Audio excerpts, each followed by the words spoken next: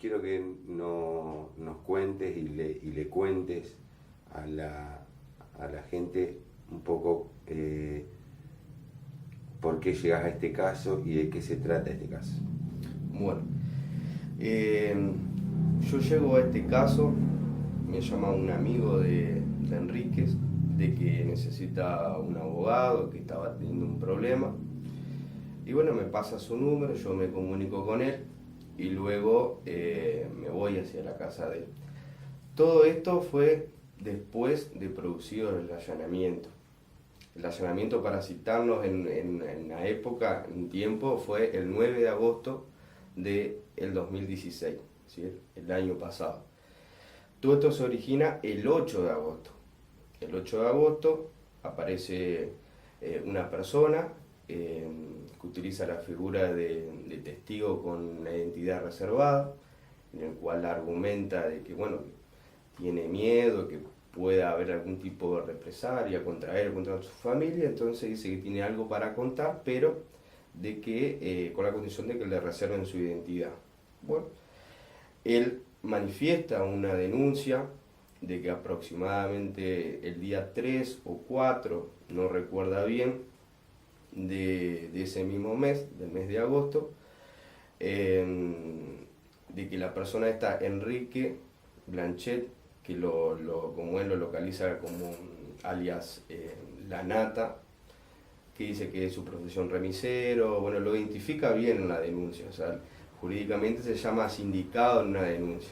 Hay una persona que va a realizar una manifestación y indica directamente a una persona, lo indican al señor Blanchet, de que supuestamente lo había invitado para querer realizar algún tipo de plan o amedrentamiento contra el intendente de Basavilbaso. Y el denunciante en un principio dice como que no lo había tomado en serio, como que no creía que eso se podría llevar a realizar. Y luego cambia en la misma denuncia, dice que luego cree que se va a realizar y por eso se presenta en la comisaría de Basavilbaso a realizar la formal denuncia.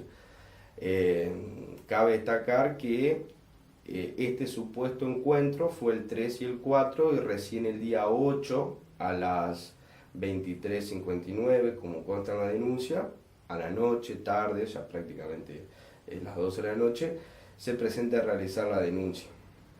Una vez que realiza esta denuncia, una parte de esta denuncia es lo que se nos da a conocer a nosotros, a la defensa. Luego hay una ampliación de esa denuncia, que en donde hay otros detalles, que eso el fiscal lo mantiene bajo reserva. Que recién esa reserva, esa parte de la denuncia, junto con otras testimoniales y la identidad del denunciante, se mantiene bajo reserva y recién se levanta esa reserva con la resolución del archivo, que fue en marzo de este año, fue la resolución del archivo. Recién ahí se levanta, recién ahí la defensa tiene conocimiento de la denuncia completa, de las testimoniales que se habían tomado acá en la comisaría Basavilbaso y de la identidad del denunciante. Está bien que después, por una cuestión de, no sé, en el pueblo, pueblo chico, todos se conocen, había un rumor de quién podría llegar a ser, pero judicialmente la reserva se levantó con la resolución de archivo, que fue recién este año, en marzo. Bueno, fue la denuncia el 8, sigo la línea. La denuncia fue el 8, el día 9 ya toma conocimiento el fiscal y ordena las primeras medidas de la investigación, que es el allanamiento de la casa del señor Blanchet.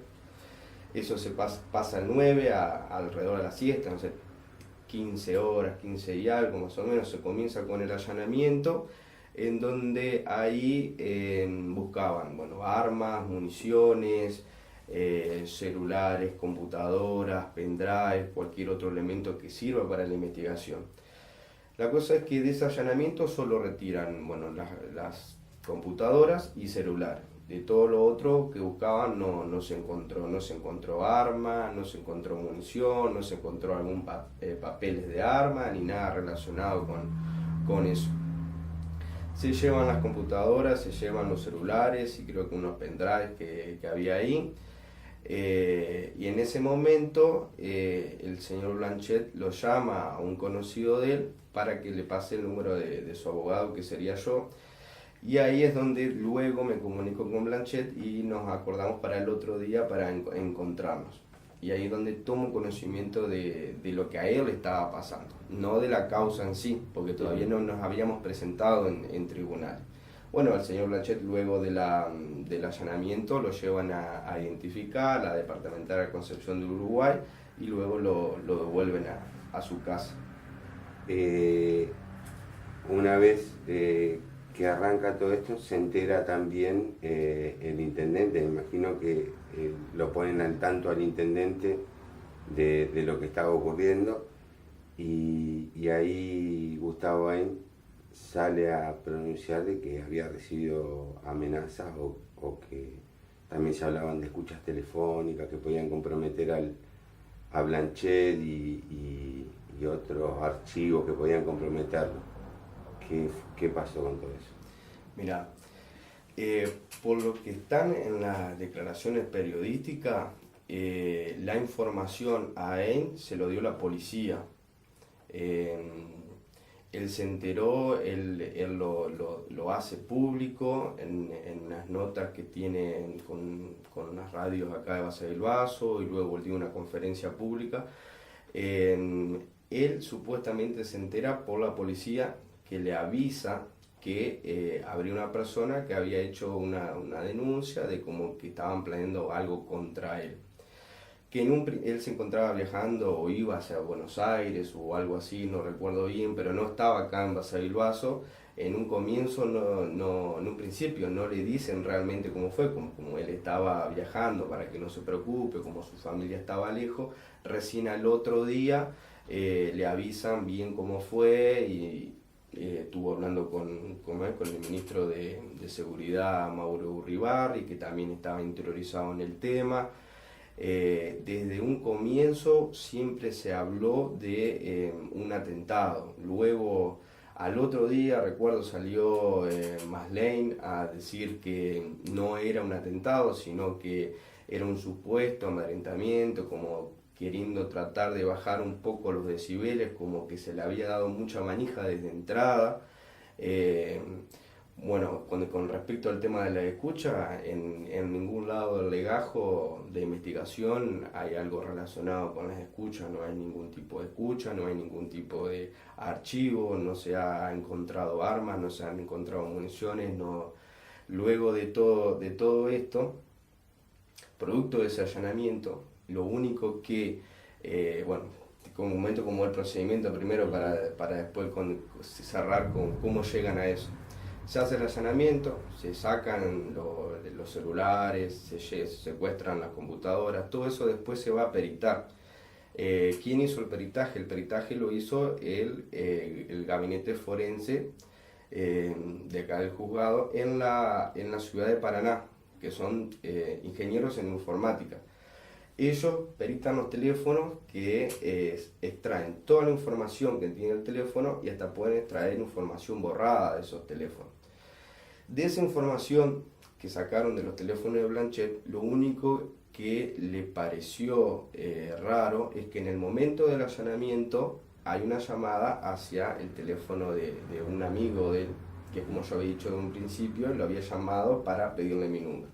Se lo llama al amigo se le allana la casa también, se le llevan los teléfonos, se le peritan los teléfonos, y luego se demuestra que era ajeno a la maniobra, que no tenía nada que ver con todo esto. Luego se lo llama como testigo y le dicen, bueno, a ver, ¿por qué te llamó Blanchet a vos en ese momento? Y dice, no, mira, él me llamó pidiéndome el número del abogado, yo le pasé el número, acá está, listo. Entonces queda desvinculado. Y no se pudo encontrar absolutamente nada en los teléfonos ni en las computadoras, en ninguno de los dos, que tenga relación con la causa. Algo muy importante, porque más o menos es es lo que venías hablando, lo que me estás contando ahora, es Blanchet había sufrido la pérdida de un hijo unos meses antes, si no me equivoco. Sí, él, además de haber sufrido la pérdida, unos meses antes de eso también venía con el tema de que al nene lo internaban, le daban el alta, lo pasaban a un hospital, después iba a otro hospital, entonces se la pasaba viajando mucho a la ciudad de Paraná, Basavilbaso y todo lo que eso lleva, ¿no? El desgaste sentimental y físico y económico de estar, digamos, con tu hijo que está en una situación grave y vos no sabés cómo va a terminar todo esto. Además, como él lo dijo en la audiencia, él es padre de 5 mujeres y él era su primer hijo varón. Y es un nene que nació con problemas, además de toda la lucha que él tenía con el tema de las obras sociales, que necesitaba la cobertura, que las cosas que le tenía que mandar la obra social no se las mandaban a tiempo y siempre estaban en las mismas vueltas. Y dio casualidad que cuando el nene estaba internado en Paraná, él había hecho una denuncia por abandono de personas contra una de las obras sociales, y esa denuncia se la toma el mismo fiscal que investiga esta causa.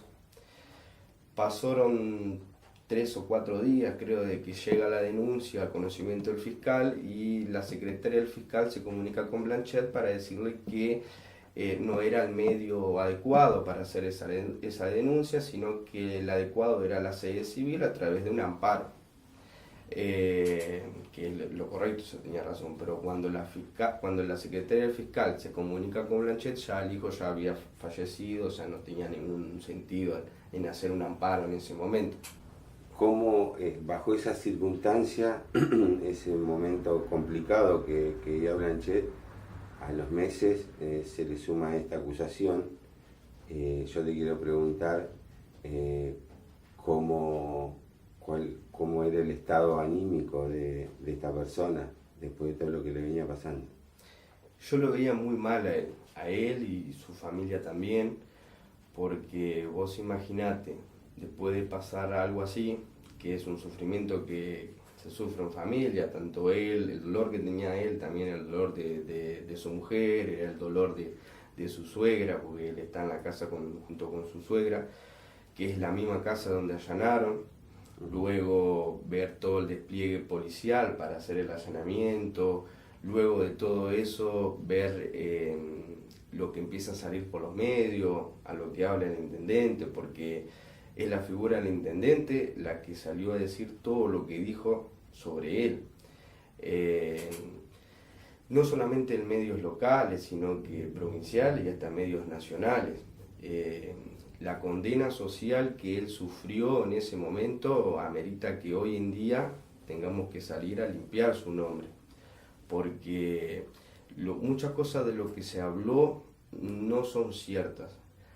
Hay que tener en cuenta, o sea, yo creo, ¿no?, que es importante el derecho a la información porque hace a un Estado democrático, ¿no? Pero hay que tener mucho cuidado de cómo se maneja esa información, más los medios de comunicación, con el poder que ellos tienen, son formadores de opinión, entonces por eso hay que tener cuidado de cómo se maneja esa información, y por ahí se entiende de que, bueno, la justicia penal y la prensa no son muy amigos, ¿no? Porque la justicia penal es muy celosa con el tema de revelar información, y más en una etapa de investigación, porque todo esto puede entorpecer a lo que es el debido proceso de una investigación. Una cosa es cuando estamos en una etapa de investigación y otra cosa es cuando estamos en una etapa de juicio o juicio oral. Ya son dos momentos totalmente diferentes. Entonces, durante la etapa de investigación debemos cuidar toda la investigación, porque todo esto puede llegar, en vez de favorecer, a entorpecerla. Entonces, los medios tienen que tener mucho cuidado en el manejo de esa información. Acá se habló de una manera deliberada sobre cuestiones de la investigación, cuando, bueno, hay varios artículos del código que tratan sobre esto y cómo debe ser el manejo con la prensa, qué es lo que se debe revelar y qué parte no. Y esa parte obviamente va a haber su momento en el cual se pueda revelar, no es que se va a ocultar y no se va a revelar nunca más. No, en este momento no te puedo revelar esto, pero luego sí se va a poder revelar como lo estamos hablando ahora y en su momento no se habló porque era cuestión de investigación. Y bueno, hay momentos para todo. Entonces, para cerrar. Sí, en definitiva, ya más o menos ¿qué es lo que decidió el juez? Bueno, después de un año de investigación, ¿no? La decisión la tuvo el fiscal porque con el nuevo código la acción penal pesa sobre la cabeza del fiscal. Así el fiscal abre causas o cierra como él quiere. Es así. Algunas cuestiones se dirimen ante el juez de garantía durante esta etapa, que es la etapa de investigación. El fiscal tomó la denuncia, realizó la apertura de causa en base a esa denuncia, tomó medidas como medida de restricción, tomó medidas como el allanamiento, el relevamiento integral de los celulares, se investigó el entorno de Blanchet y llegó a la conclusión de que en base a todo lo que tiene, a todo lo que investigó, no hay pruebas suficientes como para entender de que lo que se estaba haciendo es un delito. Es decir, que ni siquiera alcanza el grado de tentativa, es decir, es más, dice el fiscal, por más que se dé por probado de que hubo un encuentro entre el denunciante y Blanchet, de que hubo esa conversación, ni siquiera se encuentra en un principio de ejecución del delito, es decir, está en la esfera no punible. Es como que yo piense algo y me caiga una pena por mi pensamiento. O sea, no me pueden punir, por eso para que me puedan punir, mi pensamiento se tiene que exteriorizar. Y tiene que haber un principio de exteriorización para ver si está en un grado de tentativa, si hay un principio de ejecución o si hay una continuación del delito. Pero en este caso no hay un principio de tentativa. ¿Cuáles son los pasos a seguir? Si tienen pensado accionar contra alguien y cuáles son, desde su lugar de patrocinador de Blanchet, cuáles son las medidas que van a tomar de ahora en adelante. Y bueno, luego de la audiencia del jueves pasado, ya se presentó la denuncia y la fiscal que interviene en esa causa es la doctora Melissa Ríos. Con mañana voy a estar yendo a tribunales y voy a estar hablando con ella, en la cual voy a presentar como querellante en la causa y se seguirán las acciones y cuando pueda voy a seguir manteniendo al tanto sobre esto. ¿Acciones contra? Y es una acción penal, la que se hizo con la denuncia ante Fiscalía, la denuncia por una falsa denuncia, con respecto a la primera denuncia que originó todo esto, y una denuncia por revelación de secreto de privacidad contra el intendente Marcel Vaso con las declaraciones que él ha hecho. ¿Hay algo que yo no te haya preguntado que quisiera contar para, como dijiste en un principio, limpiar el buen nombre de tu defendido? Sí, me gustaría dejar en claro que, bueno, que nosotros no nos interesa tener ningún tipo de participación política, nosotros solamente hacemos todo esto para poder limpiar el nombre de Blanchet, que se ensució en un primer momento sin ningún tipo de motivo, porque se dijo ampliamente ante medios nacionales muchas cosas que no eran así. Entonces, hay momentos para todos y este es nuestro momento y queremos aprovecharlo para eso. Vale, muchas gracias y espero que nos siga manteniendo al tanto de cómo es la causa y de cómo va a seguir todo esto que ha ensuciado a un vecino de la localidad, y es bueno que, como vos dijiste, también la gente cambie su parecer, porque siempre está el que escuchó, pero la acusación, pero no después no pudo escuchar cuando esta persona la dejan, digamos, limpia desde la justicia. Gracias a ustedes.